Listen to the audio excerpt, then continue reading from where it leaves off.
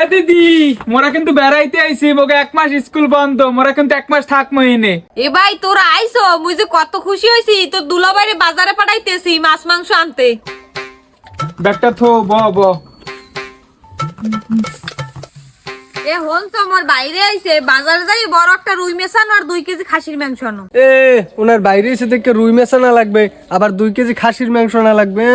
আইছে মাগনা খাওন নাই, বাজারে যাই শুটকি মেশা আনমু আর শালগম আলু আনমু, যদি খায় খাইলে, না খাইলে পাইন মেরাইলে।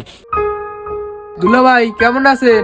এত সময় ভালো আছিলাম, এখন তো ভালো নাই, তোমাকে তো খাইলে কোনো কাম নাই। দুলা ভাই বুইনের নামে একটা ডিপিএস আসলে, হেইতে 2 লাখ টাকা পাইছি, হেইলেই আইছি আপনাকে বাড়ি বেড়াইতে।